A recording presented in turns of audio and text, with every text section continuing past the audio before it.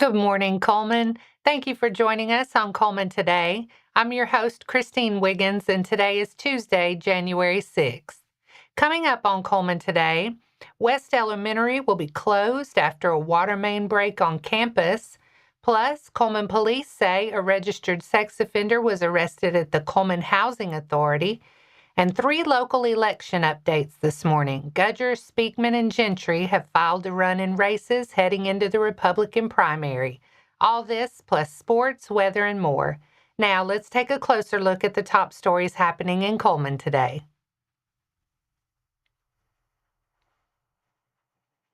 Cullman City Schools Superintendent Kyle Koloff announced last night that West Elementary School will be closed today because of a busted water main on campus. Koloff says crews could not make the repairs until this morning when heavier equipment could be brought in. The district says it expects the issue to be resolved today and plans to have students back on campus tomorrow.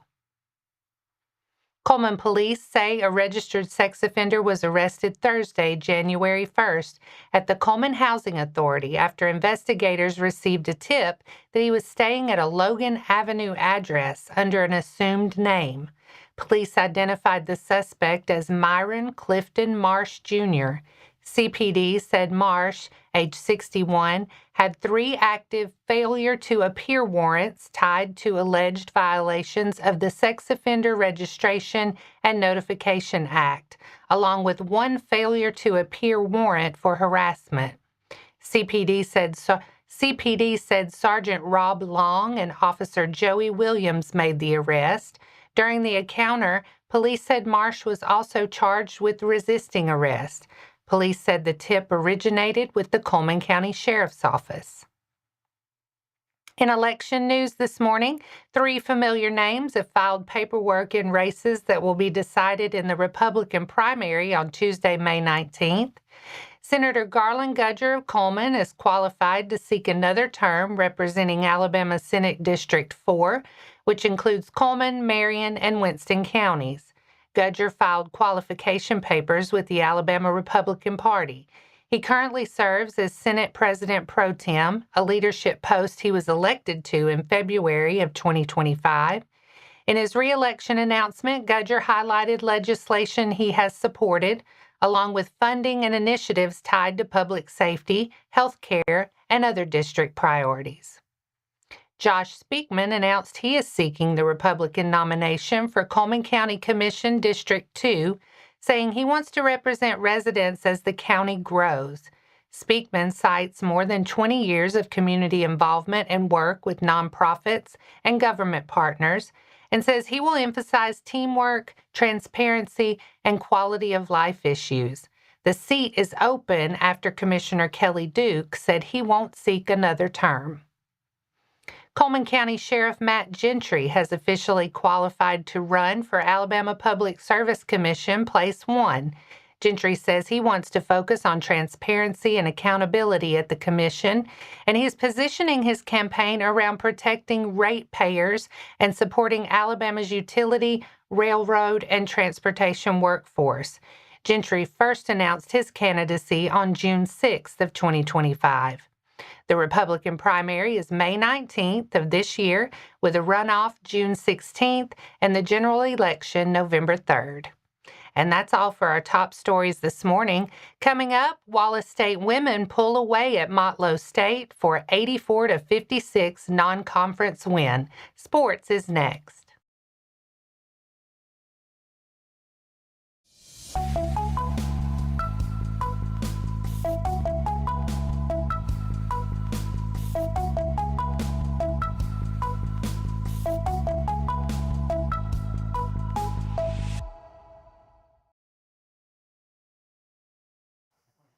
Welcome back.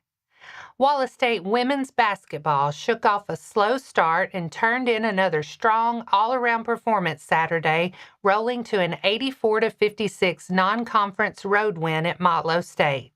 The Lions led by just 3 after the opening quarter, taking an 18-15 advantage into the second period. Wallace State began to assert control in the second quarter, turning up the defensive pressure and outscoring the Lady Bucks 27-14 to build a 45-29 halftime lead. Wallace continued to pull away after the break, extending the margin to 67-42 by the end of the third quarter, before cruising through the final period to secure the 28-point victory. Ball movement was the significant factor in the win, as the Lions recorded 22 assists on 31 made field goals, consistently finding open shooters and creating high-percentage scoring opportunities. Sanaya Gibson led Wallace State with 16 points to go along with 7 rebounds, an assist, and a steal. Zamira Good added 15 points, 8 rebounds, 2 assists, and a steal. Taylor Smith posted a double-double with 14 points and 11 rebounds, while Leah Childress also scored 14 points and knocked down 3 three-pointers. Idasia Mercer recorded a double-double of her own, finishing with 11 points, 11 assists, 7 rebounds, and a steal. Cameron Sanders contributed 8 points, 4 rebounds, 3 assists, and 4 steals, and Bailey Tetro added 6 points, 4 rebounds, and 3 assists. With the win, Wallace State improves to 13-0 on the season. And that wraps up sports for today. Coming up next, this Saturday at the Agriplex, kids can learn about herbs, make simple remedies, and blend their own teas during the Farm Kids Club. Plus, an explorer's Alabama travels are in the spotlight at Lake Guntersville State Park with a new exhibit on display.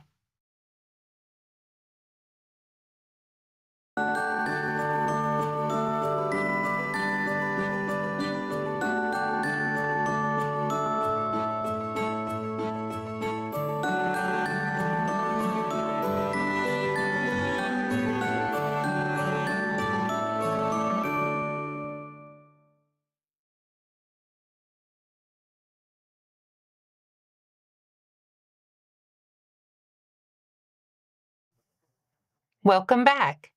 Now it's time to speed things up with a news rundown. 4 stories in under 4 minutes.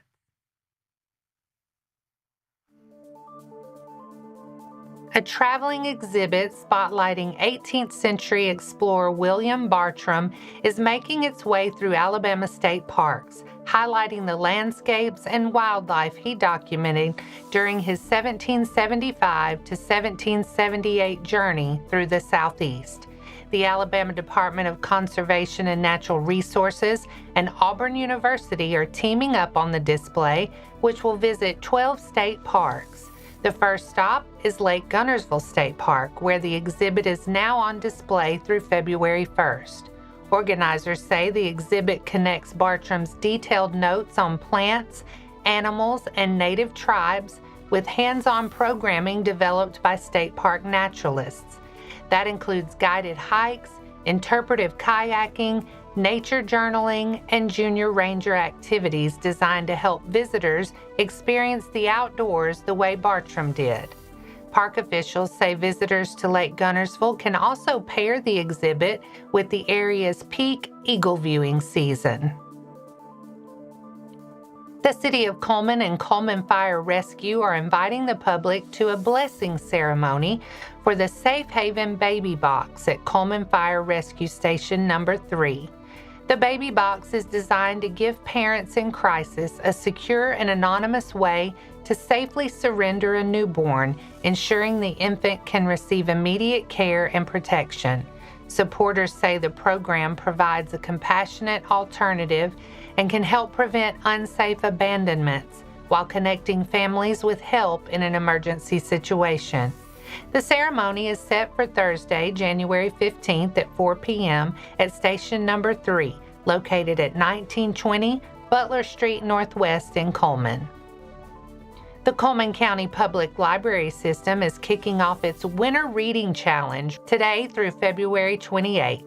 Library staff say challenges are available for adults and children, with prizes offered for completing the program.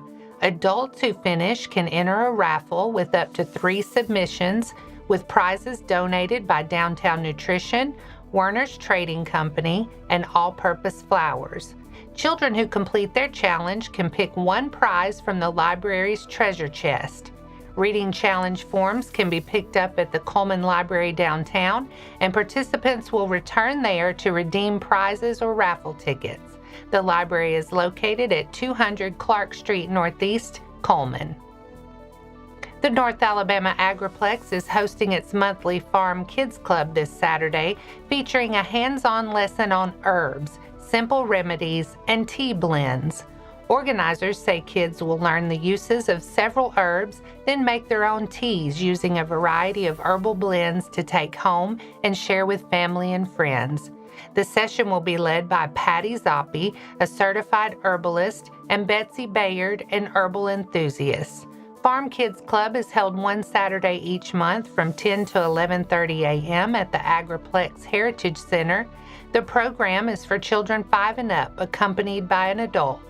Cost is $15 per person, and organizers note there are no refunds. More information is available at the Agriplex website. And that's your 4 stories in under 4 minutes. Now for a quick break before we look at the weather and pay our respects with obituaries. I'll be right back after this quick message.